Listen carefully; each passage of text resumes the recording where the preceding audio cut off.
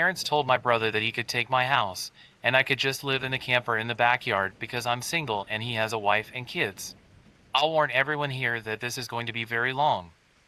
So long that I'm splitting it into 2 posts and including a TLDR for each. I also really don't care who believes this. It's just so crazy that I don't blame anyone who calls BS. I won't argue about it. But this happened to me. I also really don't care if anyone in my family sees this. I'm not going to sugarcoat anything. But I'm also not going to reveal any details that'd clue anyone into who I am that doesn't already know me. I'm a single man in my early 30s. I've got a brother who's 29, and he's already got 4 kids now. He had his first at 22, and the second followed a year later. Then the third 2 years after that. And the fourth is the most recently born a couple months ago. His wife, my sister-in-law, and I do not get along as she always likes to try and get a rise out of me by acting superior. Then turns into an extreme self-victimizing drama queen if I retaliated against her in any way. She can cry in an instant and can put on an extremely convincing show to get sympathy from just about anyone. My parents and brother absolutely adore her, even though they know exactly how she really is and just don't care. She's very good looking, I'll give her that. But she's so awful that I could never be attracted to her. She also refuses to get any sort of job, even though she has a college degree and my mother willingly helps with the kids all day. So their finances are entirely dependent on my brother. This also means they can't afford to live anywhere but my parents' house. And privacy is a bit of an issue with all of them under one roof in a 3-bedroom house that was built in the 60s. Growing up, my younger brother was also the obvious favorite. We're 3 years apart in age, but he developed a superiority complex because I was badly punished if I retaliated against his antics in any way back then. It was obvious my parents cared for him a lot more because he got the lion's share of everything and less people called them out on it. Which did happen a fair bit by other members of family. Which is why my parents packed us all up and moved us about 150 miles away from them, so they generally would only see us on holidays since it was a 3-hour drive. My brother got physically abusive towards me on a number of occasions, flirted relentlessly with my first girlfriend to the point she broke up with me, and laughed at any misfortune I had. And my parents just told me to suck it up whenever I was upset about it. I only got equal treatment when my parents wanted to keep up appearances. I admit it was rather funny to see the looks on their faces whenever they had to treat me equal to my brother on birthdays and Christmas because other people were present. We had relatives that were very nosy and loved gossiping drama. So my parents did their best to hide what was really going on and threatened to take all my stuff away if I didn't keep my mouth shut. If anything, it just made my parents celebrate more when I turned 18 and moved out because it meant they no longer had to provide for me. I wasn't even done with high school yet when I moved out. But couch surfing was far better than living with them. I was low contact ever since leaving home. They didn't even show up for my high school graduation. But I really didn't care. From that point on, I would usually only see my parents and brother on holidays like the rest of the family. The start 2020 pandemic was not kind to me. I lost my job and couldn't renew the lease on my condo because my roommate also lost his job and neither of us could afford the place on unemployment money. It was a rented 2-bedroom condo that I really loved. As the lease was ending, my roommate left early to move back in with relatives, and I had to sell nearly all of my stuff because I was soon going to be homeless if I didn't downsize to an extreme. I really shouldn't have rented a place that was so expensive. But I liked living the high life. Until that life wasn't kind to me. And I realized I should have been living somewhere far cheaper so I could have saved more money to fall back on. But I had a plan. I own a truck simply for the fact that I've always loved trucks, so I found a $1,000 camper in good shape and put it on my truck just so I could live out of it for a while. It was supposed to be temporary, but I ended up living out of it far longer than I ever thought. I originally was hoping to be able to live out of the camper at my parents' house, where my brother and his family still reside as well. But when I asked my parents to let me stay for a while, they told me they had a full house and didn't want me there. Plus, we hadn't exactly gotten along in the past decade. They said they'd only agree to let me park my camper there if I paid them basically what it'd cost to rent an apartment in my area. That was way too much just to park my camper. I was jobless and trying to save as much of my unemployment money as I could till I could find a new job. I may as well be living in an apartment with that rent price they were asking. My parents called my camper an eyesore and told me to take a hike since we couldn't come to an agreement. And sister-in-law thought it was absolutely hilarious I had to live in a camper.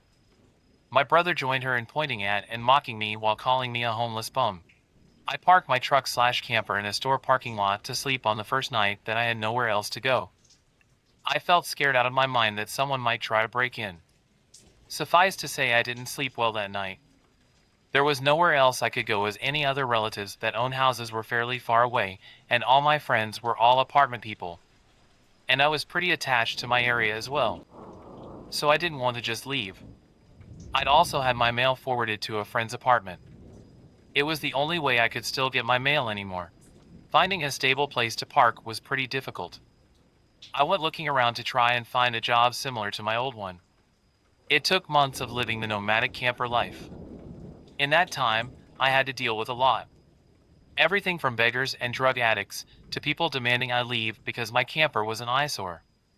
At one point, someone who told me to move claimed to be with an HOA. I wasn't even parked on a street with houses. And when I questioned what HOA, they got incredibly belligerent and threatened me. I moved my camper anyway just to avoid the trouble.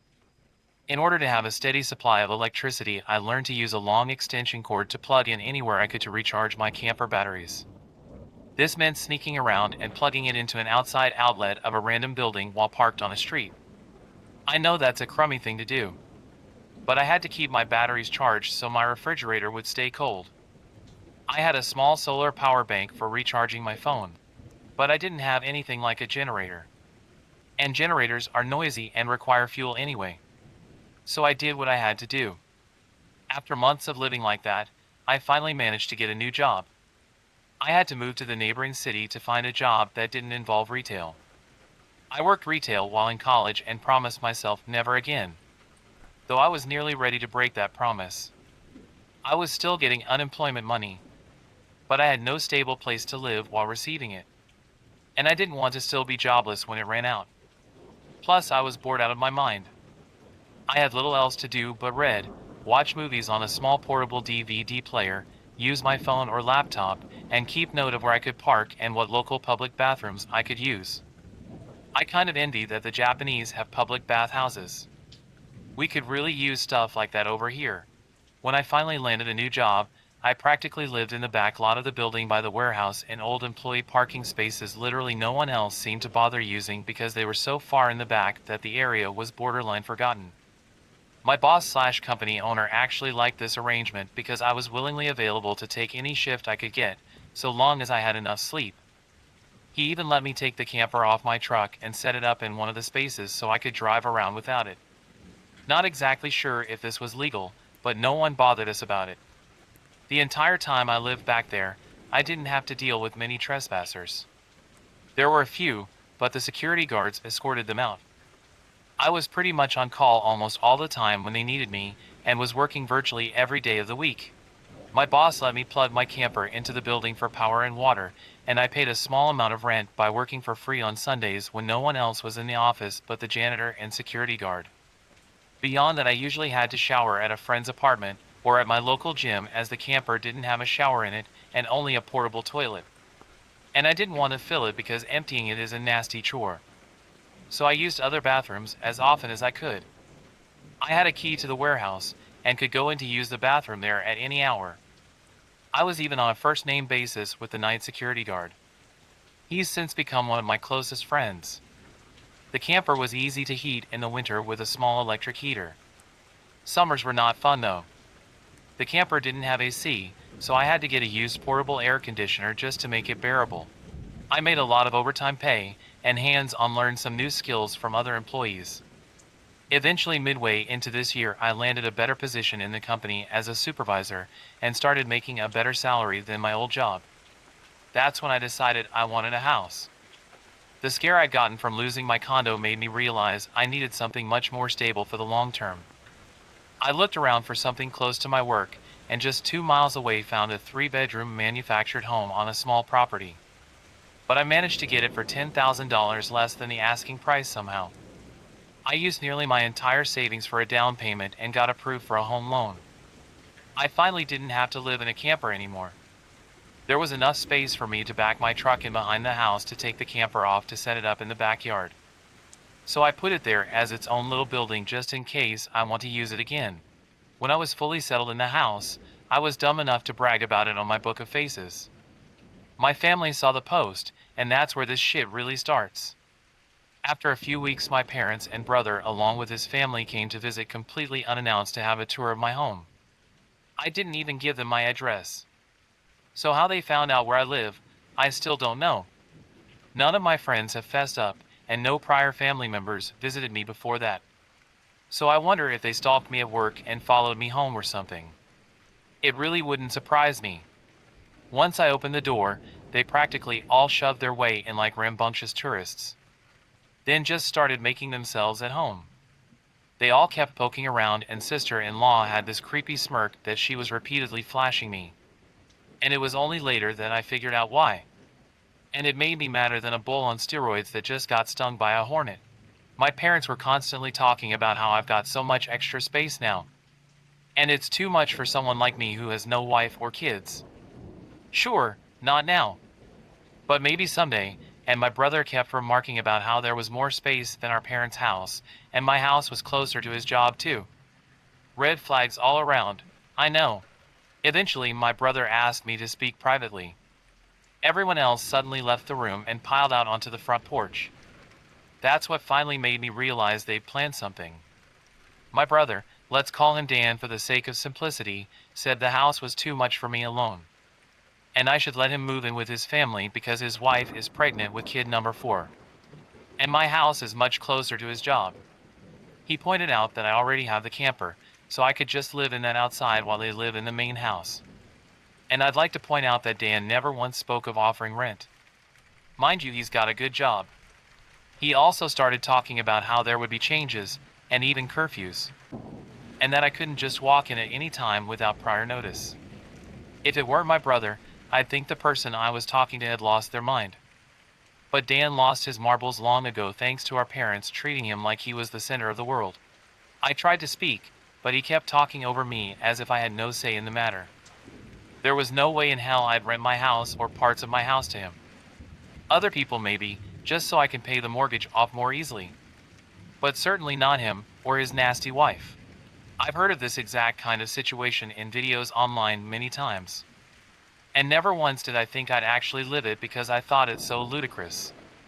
But my parents, brother and sister-in-law do all fit the bill for a bunch of narcissistic entitled crazies. So I picked up my phone and set it to start recording. Then just held on to it.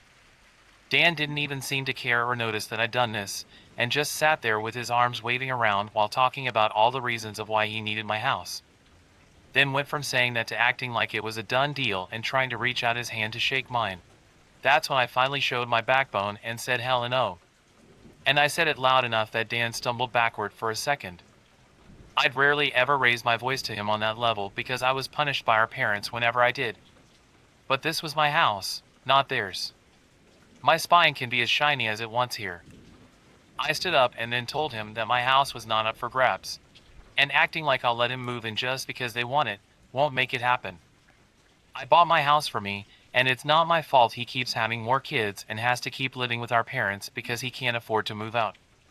Dan got as physically close to me as he could without actually touching me and said that I didn't deserve the house and he needed a better place for his family to live. I laughed back in his face and said that was total bullshit because I worked hard to be able to buy my house. Of course I deserved it.